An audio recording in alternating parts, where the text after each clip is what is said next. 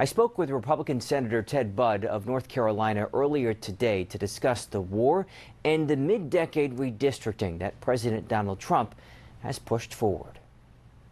Let's start with redistricting. We just spent a lot of the show talking about the Supreme Court ruling this morning. I want to step back, though, and talk a little bit more about this push for mid-decade redistricting, since that's what we saw in North Carolina. Obviously, the president was pushing for that to happen in Republican-controlled states. Yeah. When you look at what party might benefit from this, it's sort of unclear right now.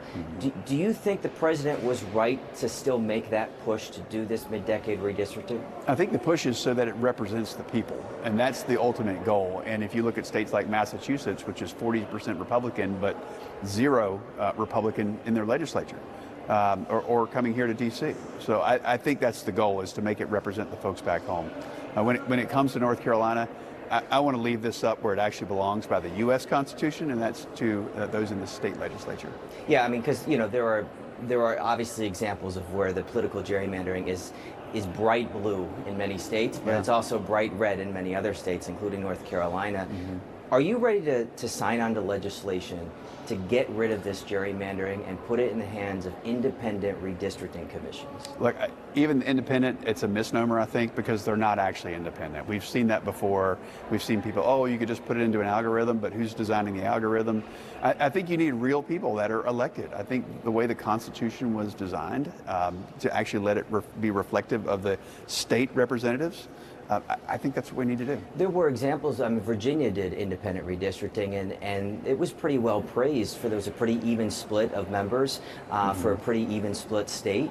Why wouldn't it be better to at least have it in people that aren't elected lawmakers and deciding what districts are going to look like versus why not have it an independent versus that elected lawmaker situation? Because they're designing a system for those that need representation, and they're not subject to those folks.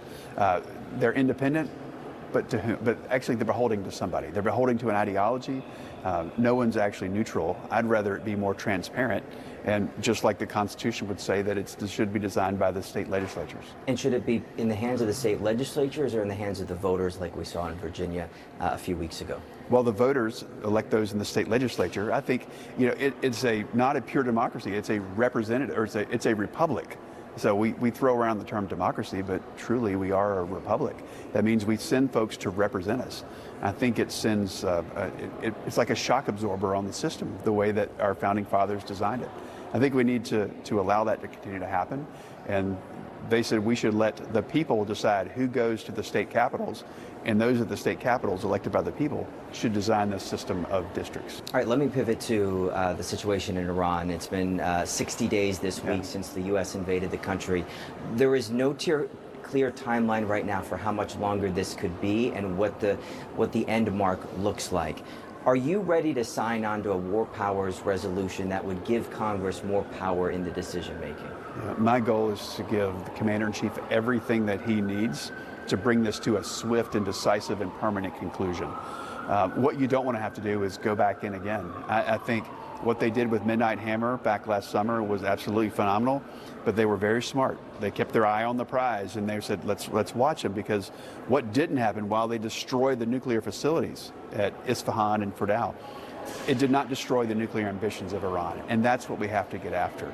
Because if you destroy these facilities and these launching capabilities, the ideology is still there. They want to come back, and they want to chant death to America, and then they want to marry it with ballistic capability. And then they want to marry that with and put it together with an enrichment program and chant death to America. That's all of us. This is 350 million people that we need to protect. But are in our you country. Comfortable with the fact that we've been in there 60 days and there is no clear timeline for how much longer this could be, which is a concern not only for gas prices, but it's also a concern for how much money is being spent? Well, I think the president has messaged all along he wants to be done, but he wants to be done permanently.